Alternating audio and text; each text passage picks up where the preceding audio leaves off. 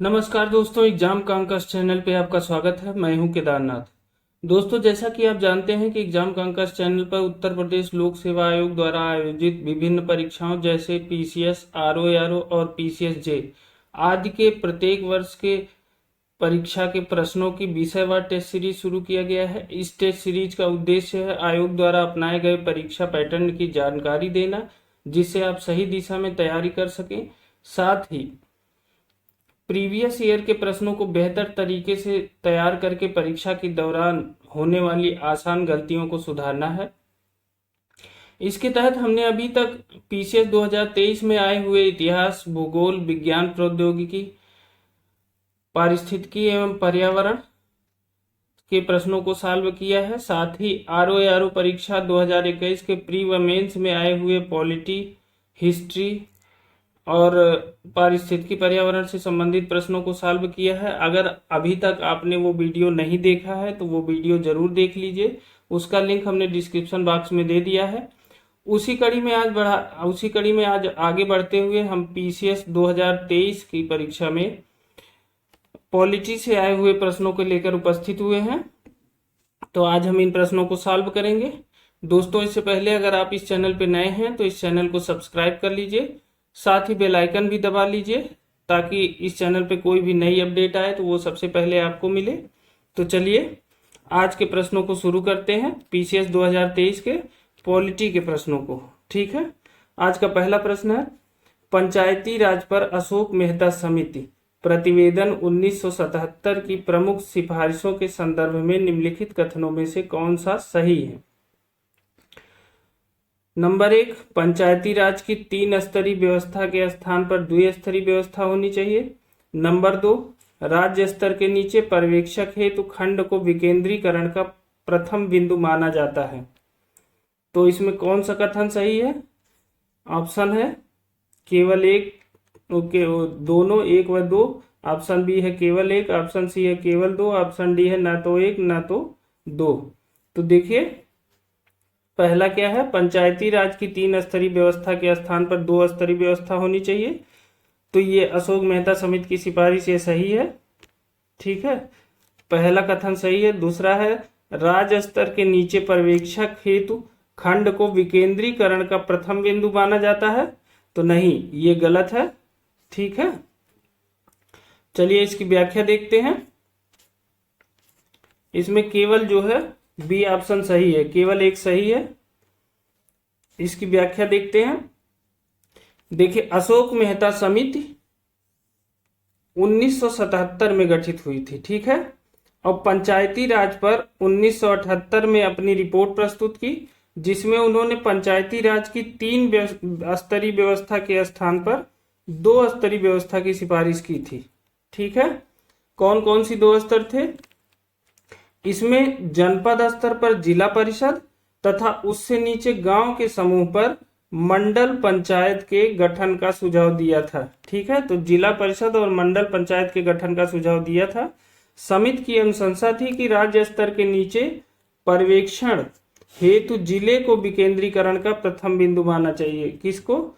जिले को विकेंद्रीकरण का प्रथम बिंदु माना जाना चाहिए, जबकि ऑप्शन में वहां दिया है गांव को। ठीक है, तो पहला प्रश्न हो गया। दूसरे प्रश्न की तरफ चलते हैं। भारतीय संविधान ने प्रारंभ में किस अवधि के लिए सभी सरकारी उद्देश्यों हेतु अंग्रेजी भाषा के उपयोग के लिए अनुमति प्रदान की थी? ऑप्शन ए है 10 वर्ष, ऑप्शन बी है 20 वर्ष, ऑप्शन सी है 5 वर्ष, ऑप्शन डी है 15 वर्ष। तो कितने वर्ष के लिए अंग्रेजी भाषा के उपयोग की अनुमति दी थी? 15 वर्ष। ऑप्शन डी सही है। इसकी व्याख्या देखते हैं। भारतीय संविधान के अनुच्छेद 343 संघ की राजभाषा, ये बहुत पूछा जाता है कि संघ की राजभाषा किस अनुच्छेद के अंतर्गत है? तो अनुच्छेद 343 के अंतर्गत है। तो संघ की राजभाषा के अंतर्गत खंड 2 के तहत संविधान के प्रारंभ से 15 वर्षों की अवधि के लिए संघ की उन सभी शासकीय परियोजना हेतु अंग्रेजी भाषा के उपयोग हेतु अनुमति प्रदान की गई। ठीक है, तो कितने वर्षों के लिए? 15 वर्ष की अवधि के लिए। जिसके लिए उसका ऐसे प्रारंभ से ठीक पहले प्रयोग किया जा रहा था, जिसमें पहले से प्रयोग किया जा रहा था। हालांकि संसद द्वारा अधिनियमित राजभाषा अधिनियम 1963 के तहत इस अनुभूति को उसी अवधि से आगे भी जारी रखा गया। ठीक है, उस अवधि से आगे भी जारी रखा गया। कब? 1963 के राजभाषा अधिनियम के तहत। ठीक है, चलिए अगले प्रश्न की तरफ चलते हैं। संघ वित्त आयोग के संदर्भ में निम्नलिखित में से कौन सा कथन सही है? कथन 1 है, वित्त आयोग में एक अध्यक्ष तथा 6 सदस्य होते हैं। दूसरा कथन है, यह अपना प्रतिवेदन नीति आयोग को प्रस्तुत करता है।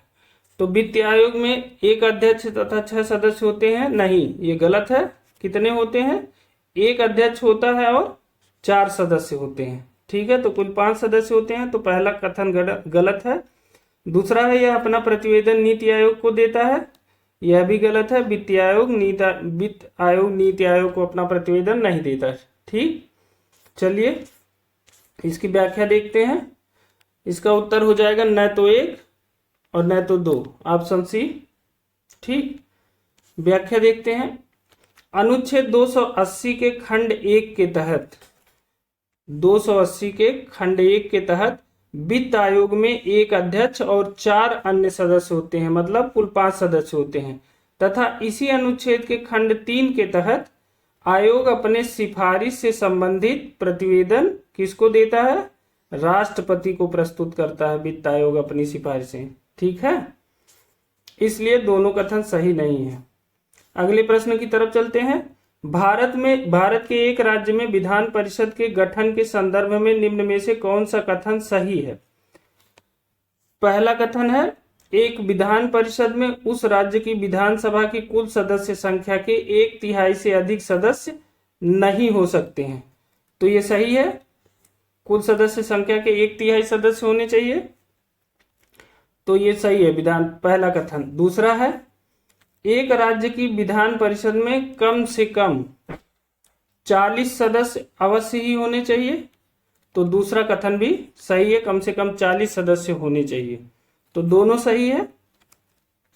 देखते हैं विकल्प, ये देखिए विकल्प, ये है ए, ये है बी, ये है सी, ये है डी। तो ए सही है, दोनों कथन सही हैं। व्याख्या देखते हैं। किसी राज्य की विधान परिषद के सदस्य की कुल संख्या और उस राज्य की विधानसभा सदस्यों की कुल संख्या की 1/3 से अधिक होगी। ठीक, और किसी राज्य की विधान परिषद के सदस्यों की कुल संख्या किसी भी दशा में 40 से कम नहीं होगी। किसकी संख्या? विधान परिषद के सदस्यों की संख्या। यह है अनुच्छेद 171 के खंड 1 में दिया हुआ है। ठीक है, जिसमें विधान परिषद की संरचना से संबंधित विषय शामिल है। ठीक है, अगले प्रश्न की तरफ चलते हैं।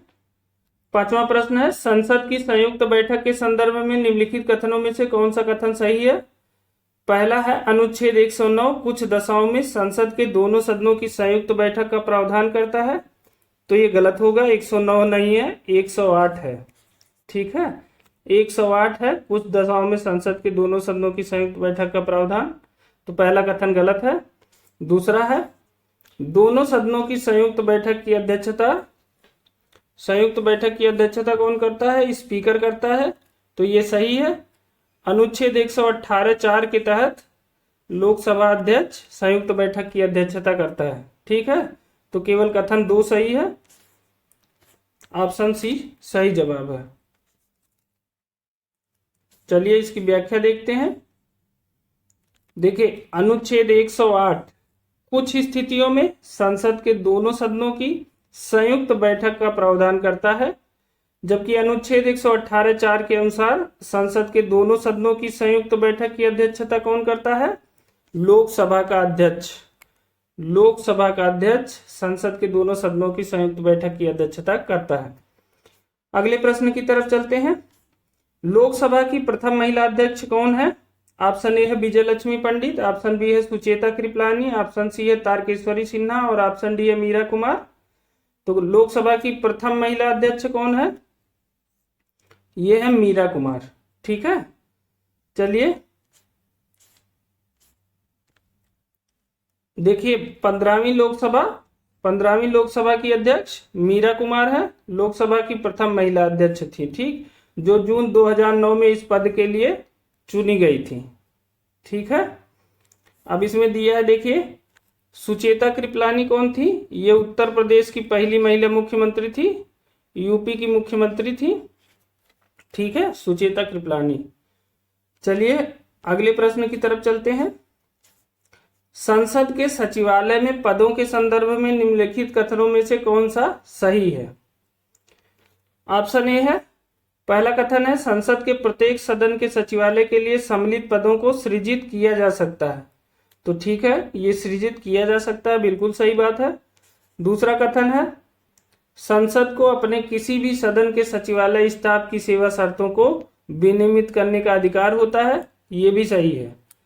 इसलिए दोनों कथन सही हैं। ठीक है, ऑप्शन डी सही है, दोनों कथन सही है। इसकी व्याख्या देखते हैं। अनुच्छेद 98 के खंड 1 के अनुसार संसद के प्रत्येक सदन के लिए अलग सचिवालय की व्यवस्था है तथा इसी खंड के परंतु के अनुसार संसद के दोनों सदनों के सचिवालय के लिए सम्मिलित पदों को सृजित किया जा सकता है। ठीक है, अनुच्छेद 98 के ही खंड 2 के अनुसार संसद विधि द्वारा अपने किसी भी सदन के सचिवालय स्टाफ की भर्ती एवं उनकी सेवा शर्तों का विनियमन कर सकती है। तो इस प्रकार दोनों विकल्प सही हैं। ठीक है, अगले प्रश्न की तरफ चलते हैं। भारत के महान्यायवादी के संदर्भ में निम्नलिखित कथनों में से कौन सा कथन सही है? पहला कथन है महान्यायवादी के पद पर ऐसे व्यक्ति की नियुक्ति होगी जो कि उच्चतम न्यायालय का न्यायाधीश नियुक्त होने के लिए अर्हित हो। तो बिल्कुल सही है, महान्यायवादी उसे ही बनाया जाता है जो उच्चतम न्यायालय का न्यायाधीश होने की योग्यता रखता है। तो पहला कथन सही है। दूसरा कथन है महान्यायवादी को उनके पद से उसी प्रक्रिया से हटाया जा सकता है जैसे कि उच्चतम न्यायालय के न्यायाधीशों को। तो नहीं, ये गलत है, क्योंकि महान्यायवादी राष्ट्रपति के प्रसाद पर्यंत पद धारण करता है, तो उसे राष्ट्रपति जब चाहे हटा सकते हैं। तो केवल कथन एक सही है, तो ऑप्शन डी सही है। ठीक है, इसकी व्याख्या देखते हैं। अनुच्छेद 76 के खंड 1 के अनुसार राष्ट्रपति उच्चतम न्यायालय का न्यायाधीश नियुक्त होने के लिए अर्हित किसी व्यक्ति को भारत का महान्यायवादी नियुक्त करेगा, इसलिए पहला कथन सही है। जबकि अनुच्छेद 76 के खंड 4 के अनुसार महान्यायवादी राष्ट्रपति के प्रसाद पर्यंत पद धारण करता है, अतः राष्ट्रपति को ही उसे पद से हटाने का अधिकार है। ठीक, तो कथन 2 गलत है। चलिए अगले प्रश्न की तरफ चलते हैं। भारत के उपराष्ट्रपति का निर्वाचन, जिसे सर्वोच्च न्यायालय द्वारा शून्य घोषित किया गया, के संदर्भ में निम्नलिखित में से कौन सा कथन सही है? पहला है उपराष्ट्रपति के रूप में इस प्रकार की घोषणा से पूर्व उसके द्वारा किए गए कार्य विधिमान्य होंगे। तो देखिए उपराष्ट्रपति के रूप में जब घोषणा से पहले उसने जो काम किया है वो सारे काम विधिमान्य होते हैं, ये सही है। घोषणा के बाद, उसके बाद जो है दूसरा कथन है उपराष्ट्रपति के रूप में इस प्रकार की घोषणा के पूर्व उसके द्वारा किए गए कार्य विधिमान्य नहीं होते हैं, नहीं, ये गलत है। जो पूर्व घोषणा से पूर्व जो कार्य किए गए हैं वो सारे विधिमान्य होंगे। तो कथन एक सही है, दूसरा कथन गलत है। तो केवल एक सही है, ऑप्शन बी सही है। इसकी व्याख्या देखते हैं। देखिए अनुच्छेद 71 के खंड 2 के अनुसार यदि सुप्रीम कोर्ट द्वारा किसी व्यक्ति को राष्ट्रपति या उपराष्ट्रपति के रूप में निर्वाचन को शून्य घोषित कर दिया जाता है, तो उसके द्वारा अपने पद की शक्तियों के प्रयोग और कर्तव्यों के पालन में सुप्रीम कोर्ट के विनिश्चय की तारीख को या उससे पहले किए गए कार्य उस घोषणा के कारण अविधिमान्य नहीं होंगे। ठीक है ना, इस प्रकार पहला कथन सत्य है। चलिए अगले प्रश्न की तरफ चलते हैं। नीचे 2 वक्तव्य दिया गया है। कथन ए है राष्ट्रपति संसद का भाग है, तो कथन तो सही है सीधे। कारण है संसद के दोनों सदनों द्वारा पारित विधेयक बिना राष्ट्रपति की स्वीकृति के कानून नहीं बन सकता, ये भी सही है और व्याख्या भी करता है। ठीक है, तो इसमें ए और आर दोनों सही है। आर ए का सही स्पष्टीकरण है, तो इसका विकल्प ए सही हो जाएगा। देखिए इसकी व्याख्या, अनुच्छेद 79 के अनुसार भारत की संसद राष्ट्रपति और दोनों सदनों राज्यसभा एवं लोकसभा से मिलकर बनेगी। साथ ही अनुच्छेद 111 के अनुसार संसद के दोनों सदनों द्वारा पारित विधेयक राष्ट्रपति की स्वीकृति के बाद ही कानून का रूप धारण करता है। ठीक है, इस प्रकार कथन एवं कारण दोनों सही हैं और सही व्याख्या कर रहे हैं। अगले प्रश्न के तरफ चलते हैं। दोस्तों, आपको हमारी ये टेस्ट सीरीज कैसी लग रही है, आप हमें कमेंट करके जरूर बताइएगा। और अगर आप इस टेस्ट सीरीज का पीडीएफ पाना चाहते हैं तो आप हमारे टेलीग्राम चैनल से जुड़ जाइए, जिसका लिंक हमने डिस्क्रिप्शन बॉक्स में दिया है। उस पे इस टेस्ट सीरीज की पूरी पीडीएफ एज इट इज मिल जाएगी आपको। अगर आप इस चैनल पे नए हैं तो इस चैनल को सब्सक्राइब जरूर कर लीजिए। चलिए अगले प्रश्न की तरफ चलते हैं। आज का 11वां प्रश्न है, निम्नलिखित में से कौन सा प्रावधान नीति निर्देशक तत्वों तथा मौलिक कर्तव्यों दोनों का भाग है? किसका? नीति निर्देशक तत्वों तथा मौलिक कर्तव्यों दोनों का एक भाग है। देखिए, उद्योगों के प्रबंधन में ऑप्शन ए है, उद्योगों के प्रबंधन में कर्मकारों का भाग। तो ये कर्मकारों का भाग लेना, ये जो है ये किस में है? ये तो 43 में है, तो ये मौलिक कर्तव्य में नहीं है। फिर दूसरा है पर्यावरण का संरक्षण। पर्यावरण का संरक्षण ये दोनों में है, ये 48 में भी है, 48 और मूल कर्तव्यों में भी है। अभिभावक बच्चों को शिक्षा के अवसर दिलवाएं, ये किस में है? ये अनुच्छेद 45 में है, ये नीति निर्देशक तत्व है। और समान नागरिक संहिता अनुच्छेद 44 में है। तो केवल बी ऑप्शन सही है, पर्यावरण का संरक्षण ये नीति निर्देशक तत्व और मौलिक कर्तव्य दोनों का भाग है। ऑप्शन बी सही है। देखिए, पर्यावरण का संरक्षण नीति निर्देशक तत्वों के तहत अनुच्छेद 48 का तथा मौलिक कर्तव्यों के तहत अनुच्छेद 51 का 6 में शामिल है। ठीक है, अगले प्रश्न की तरफ चलते हैं। निम्नलिखित में से कौन सा भारतीय संविधान के अनुच्छेद 20 का हिस्सा नहीं है? ऑप्शन ए है दोहरे दंड की धारा, ऑप्शन बी है कार्योत्तर विधि, ऑप्शन सी है यातना के विरुद्ध निषेध और ऑप्शन डी है स्वयं अपने विरुद्ध साक्षी होने से निषेध। तो कौन अनुच्छेद 20 का हिस्सा नहीं है? यातना के विरुद्ध निषेध, यह अनुच्छेद 20 का हिस्सा नहीं है। चलिए इसकी व्याख्या देखते हैं। देखिए, अनुच्छेद 20 अपराधों के लिए दोष सिद्धि के संबंध में संरक्षण के तहत यातना के विरुद्ध निषेध शामिल नहीं है। ठीक है, अगले प्रश्न की तरफ चलते हैं। नीचे दो कथन है, जिनमें से एक को अभिकथन ए, दूसरे को कारण आर कहा गया है। अभिकथन ए है, किसी राज्य की सीमा बदलने की सिफारिश राष्ट्रपति संसद को देता है और इसलिए राष्ट्रपति संबंधित राज्य के विधानमंडल द्वारा उस प्रस्ताव पर विचार एक खास अवधि के भीतर प्राप्त करते हैं। तो ये सही है। ठीक है, ये सही है। कारण है, राष्ट्रपति को उस राज्य विधानमंडल का प्रस्ताव मानना अनिवार्य नहीं है, ये भी सही है। तो सीमा बदलने का जो आदेश है वो राष्ट्रपति जारी करता है, संसद को सिफारिश करता है और वह संबंधित राज्य के विधानमंडल के प्रस्ताव का इंतजार भी करते हैं कुछ समय तक। लेकिन यह जरूरी नहीं है कि राष्ट्रपति उस राज्य विधानमंडल का प्रस्ताव अनिवार्य रूप से माने। ठीक है, तो कथन और कारण दोनों सही है, लेकिन जो है व्याख्या नहीं है। कथन कारण दोनों सही है लेकिन व्याख्या नहीं है, बी ऑप्शन सही है। देखिए, संविधान के अनुच्छेद 3 के अनुसार संसद विधि द्वारा नए राज्यों का निर्माण और वर्तमान राज्यों के क्षेत्रों, सीमाओं या नामों में परिवर्तन कर सकती है। तथापि इसी अनुच्छेद के परंतु के अनुसार इस प्रयोजन के लिए कोई विधेयक संसद में राष्ट्रपति की सिफारिश से ही प्रस्तुत किया जाता है। ठीक है, और यदि यह विधेयक वर्तमान राज्यों में से किसी के क्षेत्र, सीमा या नाम को परिवर्तित करता है तो ऐसे विधेयक पर राष्ट्रपति संबंधित राज्य के विधानमंडल से उस प्रस्ताव पर विचार एक खास अवधि के भीतर प्राप्त करते हैं। हालांकि इस संबंध में राज्य विधानमंडल के विचार राष्ट्रपति के लिए बाध्यकारी नहीं है तथा राष्ट्रपति द्वारा निर्धारित अवधि के भीतर राज्य विधानमंडल द्वारा विचार न प्रस्तुत करने की स्थिति में भी उस विधेयक को संसद में प्रस्तुत कर दिया जाता है। अगर जो है संबंधित समय के भीतर अगर राज्य विधानमंडल ने अपना कोई विचार नहीं दिया तो उस स्थिति में भी विधेयक को संसद में प्रस्तुत कर दिया जाएगा। ठीक है, तो कथन कारण दोनों सही है, व्याख्या नहीं है।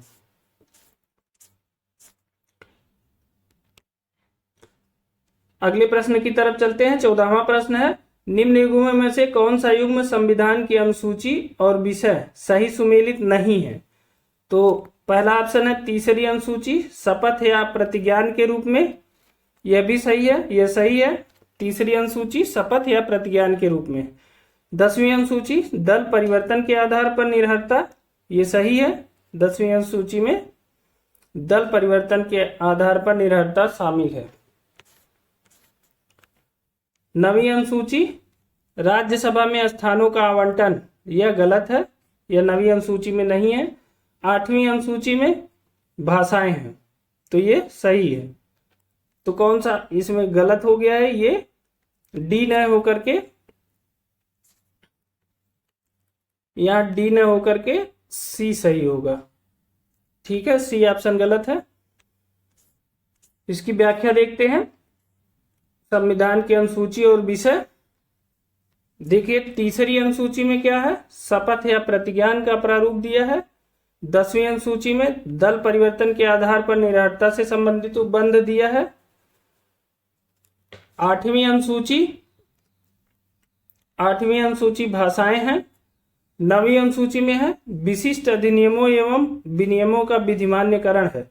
विशिष्ट अधिनियमों एवं विनियमों का विधिमान्यकरण है, यह प्रथम संशोधन द्वारा 9वीं अनुसूची जोड़ी गई थी। 4थी अनुसूची में है राज्यसभा में स्थानों का आवंटन। ठीक है, राज्यसभा में स्थानों का आवंटन ये किसमें है? 4थी अनुसूची में। ठीक, अगले प्रश्न की तरफ चलते हैं। निम्नलिखित में से कौन सा प्रावधान संविधान का भाग सही सुमेलित नहीं है? देखिए राजभाषा दिया है। राजभाषा किसमें है? भाग 17 में, तो ये सही है। संघ राज क्षेत्र भाग किसमें है? 8 दिया है, ये भी सही है। अनुसूचित जाति और जनजाति क्षेत्र भाग 10, ये भी सही है। देखिए अधिकरण भाग 11 दिया है, ये गलत है। ठीक है, इसकी व्याख्या देखते हैं। देखिए प्रावधान और संविधान का भाग दिया है, तो राजभाषा भाग 17, राजभाषा किसमें है? भाग 17 में है। संघराज क्षेत्र किसमें है? भाग 8 में है, ये मिस्टेक हो गई है, भाग 8 है। ठीक है, संघराज क्षेत्र भाग 8 में है। अनुसूचित जाति और जनजाति क्षेत्र ये किसमें है? ये भाग 10 में है, अनुसूचित जाति जनजाति क्षेत्र। और अधिकरण है भाग 14A। ठीक है, अगले प्रश्न की तरफ चलते हैं। निम्नलिखित घटनाओं पर विचार कीजिए तथा इन्हें सही कालानुक्रम में व्यवस्थित कीजिए, सबसे पहले से लेकर आखिरी गतिविधि तक। देखिए दिया है प्रारूप समिति की नियुक्ति। तो प्रारूप समिति की नियुक्ति कब हुई थी? यह हुई थी 29 अगस्त 1947 को हुई थी प्रारूप समिति की नियुक्ति। आगे चलते हैं। दूसरा है भारतीय संविधान को अंगीकृत और अधिनियमित किया गया। कब किया गया? 26 नवंबर 1949 को किया गया। 26 नवंबर 1949 को भारतीय संविधान को अंगीकृत अधिनियमित किया गया। भारतीय संविधान के प्रवृत्त होने की तिथि कब लागू हुआ भारतीय संविधान? तो ये लागू हुआ 26 जनवरी 1950 को। ठीक है, भारतीय संविधान 26 जनवरी 1950 को लागू हुआ। संविधान सभा की प्रथम बैठक कब हुई थी? तो ये हुई थी 9 दिसंबर 1946 को। अब इसको जो है बढ़ते क्रम में व्यवस्थित करना है। तो सबसे पहले क्या हो जाएगा, संविधान सभा की प्रथम बैठक हो जाएगी 4, फिर हो जाएगा प्रारूप समिति की नियुक्ति हो जाएगी, फिर संविधान अंगीकृत हो जाएगा 2, और फिर अंतिम में होगा भारतीय संविधान के प्रवृत्त होने की तिथि 3। तो 4 1 2 3, 4 1 2 3 देखते हैं किस ऑप्शन में है। ऑप्शन ए है 4 1 2 3, तो ऑप्शन ए सही है। इसकी व्याख्या देखते हैं। प्रश्नगत घटनाओं का सही कालानुक्रम इस प्रकार है। संविधान सभा की प्रथम बैठक कब हुई थी, 9 दिसंबर 1946 को। प्रारूप समिति की नियुक्ति कब हुई थी, 29 अगस्त 1947 को प्रारूप समिति की नियुक्ति हुई थी। अगला है भारतीय संविधान को अंगीकृत और अधिनियमित किया गया कब, 26 नवंबर 1949 को। और भारतीय संविधान के प्रवृत्त होने की तिथि 26 जनवरी 1950 है। ठीक है, अगले प्रश्न की तरफ चलते हैं। सूची 1 को सूची 2 से सम्मिलित कीजिए तथा सूचियों के नीचे कूट से सही उत्तर दीजिए। सूची 1 है अनुच्छेद 324, बी है अनुच्छेद 315, सी है अनुच्छेद 280 और डी है अनुच्छेद 338। तो देखते हैं अनुच्छेद 324 किससे संबंधित है, ये संबंधित है निर्वाचन आयोग से। निर्वाचन आयोग के अनुच्छेद क्या है, 324। 315 है लोक सेवा आयोग का। वित्त आयोग का अनुच्छेद है 280। ठीक है, और राष्ट्रीय अनुसूचित जाति और अनुसूचित जनजाति आयोग का अनुच्छेद कितना है, ये 338 में है। ठीक, देखते हैं 4 3 2 1, 4 3 2 1 ऑप्शन ए सही है। ठीक है, इसका सही सुमेल इस प्रकार है, देखिए निर्वाचन आयोग अनुच्छेद 324, लोक सेवा आयोग अनुच्छेद 315, वित्त आयोग अनुच्छेद 280 और राष्ट्रीय अनुसूचित जाति आयोग 338। 19वें प्रश्न की तरफ चलते हैं। पंचायतों के समस्त चुनावों का संचालन कौन करता है? ऑप्शन ए भारत का निर्वाचन आयोग, ऑप्शन बी है राज्य निर्वाचन आयोग, ऑप्शन सी है राज्य व्यवस्थापिका और ऑप्शन डी है पंचायती राज आयोग। तो पंचायतों के समस्त चुनावों का संचालन कौन करता है? ये करता है राज्य निर्वाचन आयोग। अनुच्छेद जो है 243 का के तहत राज्य निर्वाचन आयोग पंचायतों के निर्वाचन का वो करता है, संचालन करता है। ठीक है, चलिए 20वें प्रश्न की तरफ चलते हैं। सर्वोच्च न्यायालय के एक न्यायाधीश का त्यागपत्र संबोधित होता है किसको? ऑप्शन ए है राष्ट्रपति को, ऑप्शन बी है भारत के मुख्य न्यायाधीश को, ऑप्शन सी है प्रधानमंत्री को, ऑप्शन डी है सर्वोच्च न्यायालय के वरिष्ठतम न्यायाधीश को। तो सर्वोच्च न्यायालय के एक न्यायाधीश का त्यागपत्र किसको संबोधित होता है? ये होता है भारत के राष्ट्रपति को। 20 का ये सही है। सर्वोच्च न्यायालय के न्यायाधीश जब त्यागपत्र देता है तो भारत के राष्ट्रपति के नाम संबोधित त्यागपत्र लिखता है। ठीक है, तो 20 का ए सही है। इस प्रकार दोस्तों पीसीएस 2023 में पॉलिटी के प्रश्नों की संख्या 20 थी जो हमने अभी आपको सॉल्व कराए। दोस्तों आपको ये सीरीज कैसी लग रही है आप हमें कमेंट करके जरूर बताइएगा। अगर आपको ये वीडियो अच्छी लगी हो तो लाइक अवश्य करिए। साथ ही अगर आप इस चैनल पे नए हो तो इस चैनल को सब्सक्राइब कर दीजिए और बेल आइकन भी दबा लीजिए ताकि कोई भी नई अपडेट आपको सबसे पहले मिल सके। और एक बात दोस्तों, अगर आप इस प्रश्न पत्र की पीडीएफ लेना चाहते हैं तो उसके लिए आप हमारे टेलीग्राम चैनल से जुड़ जाइए। टेलीग्राम चैनल का लिंक हमने डिस्क्रिप्शन बॉक्स में दिया है।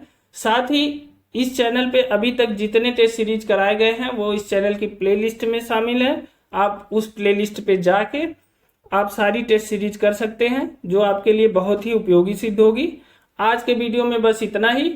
कल मिलते हैं किसी एक नई वीडियो के साथ। तब तक के लिए बहुत बहुत धन्यवाद।